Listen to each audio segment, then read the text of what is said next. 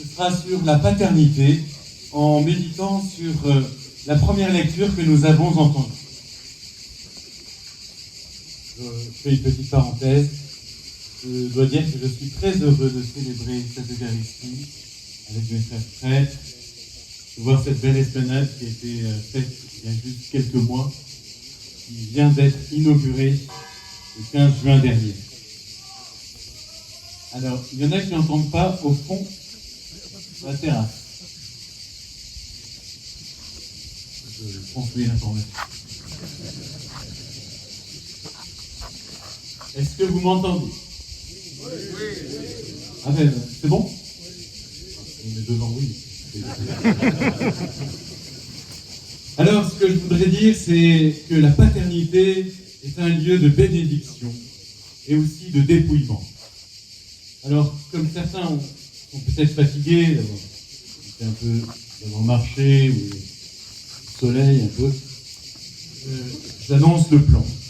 D'abord, je vais parler de la bénédiction, bénir et être béni. Je vais parler ensuite du dépouillement, spécialement le dépouillement d'Isaac quand il bénit. Et enfin, quelques mots sur la paternité chrétienne. C'est pour donner quelques points de repère. Si vous vous réveillez à un moment donné, eh bien, vous essayerez de vous rapprocher au wagon. D'abord, la bénédiction. Bénir et être béni. La bénédiction, avant d'être un signe de croix sur le front, la bénédiction, c'est dire et donner le bien. La paternité est une bénédiction de Dieu. Et elle va devenir aussi une bénédiction pour le Fils. La paternité est une transmission de la vie. Nombreux sont ceux qui parmi vous, pères. Dans la Bible, chez les patriarches, c'était d'autant plus important qu'il y avait une promesse de Dieu pour la vie, pour la descendance. Et il est important de dire du bien, il est important de souhaiter du bien, à la différence de la rancœur qui peut replier sur soi, ou la déception qui, quand elle est trop grande et quand elle est nourrie, peut vraiment replier sur soi-même. La bénédiction ouvre un avenir. Benoît XVI disait aux jeunes en 2011 que l'être humain a besoin d'entendre qu'il est bon que tu existes. Pour se trouver lui-même, il faut entendre. Il faut être aimé, nous le savons, c'est tellement important. Mais il faut aussi entendre que nous sommes aimés. Savoir que nous avons une mission et recevoir une reconnaissance. Plus profondément, nous avons besoin d'être accueillis de façon inconditionnelle dans ce monde. Dire « le monde ne serait pas le même si tu n'étais pas là ». À l'inverse, les paroles qui tuent, qui enlèvent la vie, ton existence est un poids. Le monde serait mieux sans toi. Voilà, ce sont des paroles qui sont lourdes, qui sont fratricides. Au contraire, tu as du prix aux yeux du Seigneur. Le monde ne serait pas le même si tu n'étais pas là. Je vous invite, chers frères, à trouver des mots justes pour nos proches. Épouses, enfants, collègues de travail, frères en Christ, frères en sacerdoce. Des mots justes qui redonnent la vie, qui donnent la vie. Et repérer des lieux où dans notre cœur, ou dans nos actions, dans notre quotidien, la malédiction est première. Nous ne donnons plus la vie. Demandons cette grâce. C'est la fin du premier point pour ceux qui se réveillent. La bénédiction. Je voudrais aussi montrer comment, pour Isaac, c'est un lieu de dépouillement, un cheminement spirituel. Et à travers Isaac, eh bien, chacun de nous. La paternité d'Isaac le dépasse, sa bénédiction ne va pas aller comme prévu. L'histoire de Jacob, vous la connaissez sans doute, je la résume pour ceux qui ont un esprit un peu embrumé, non pas par les bières avant la messe, mais par simplement le mauvais souvenir, le manque de souvenirs par rapport à Jacob. Son histoire, c'est qu'il est jumeau avec Ésaü. il vend son droit d'aînesse, parce que Ésaü était le premier, mais Ésaü vend son droit d'aînesse à son frère Jacob. Il y a une certaine rivalité entre les deux, ils sont différents, l'un plus fin que l'autre. Intervention de Rebecca, la maman, en faveur de Jacob, pour qu'il reçoive lui-même la bénédiction, et non pas son fils Ésaü.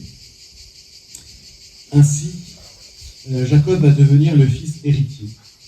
Bon voilà, c'est une histoire un peu compliquée, c'est la famille humaine, c'est notre humanité, il y a quelques méandres.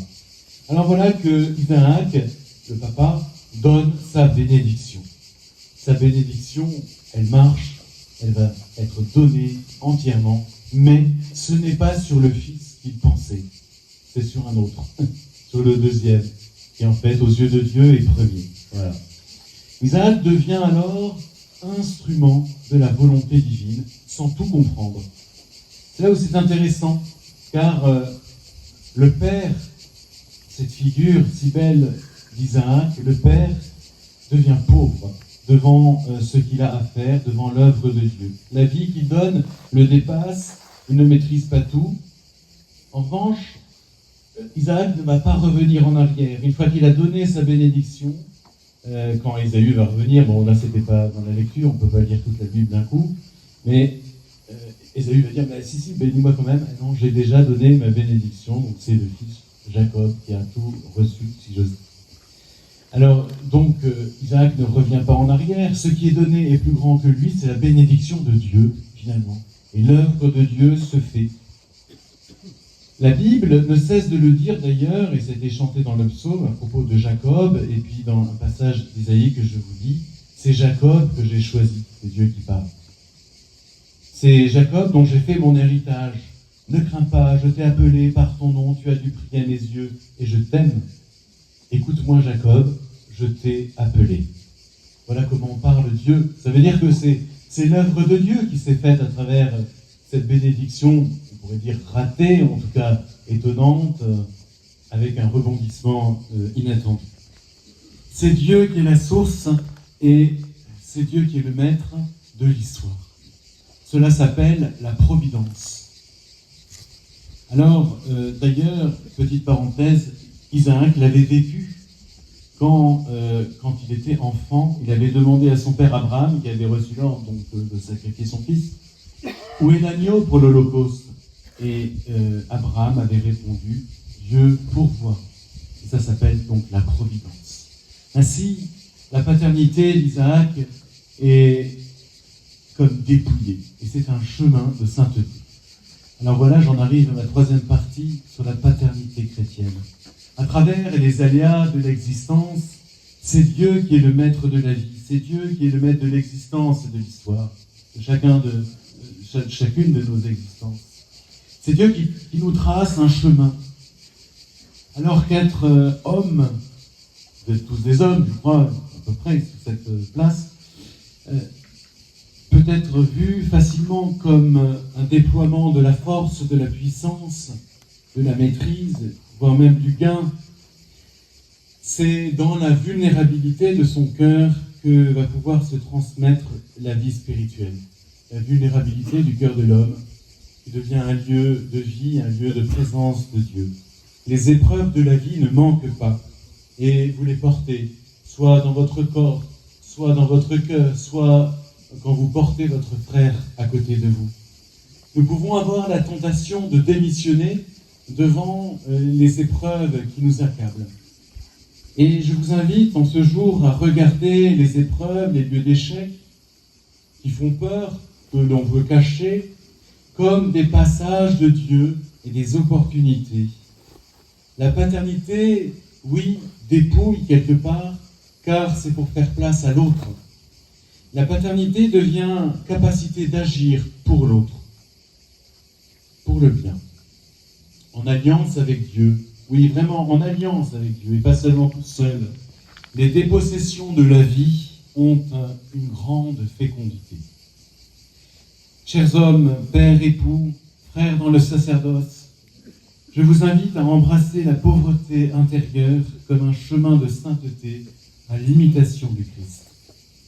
Et je termine cette homélie en mentionnant Saint Joseph, lui qui est apparu ici.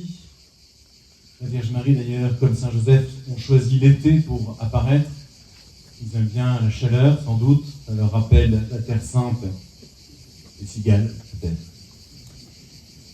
Saint Joseph est un modèle de paternité chrétienne. Il renonce à sa paternité naturelle. Il est éprouvé ainsi, et à plusieurs reprises, dans son rôle, dans sa responsabilité. Il s'efface toujours devant l'œuvre de Dieu. Quand il voit Marie, enceinte, il veut s'effacer. Quand il voit Jésus qui rappelle qu'il a un Père au ciel, au moment du recouvrement au temple, Joseph, laisse le mystère de Dieu s'accomplir. Et il laisse Jésus faire son œuvre.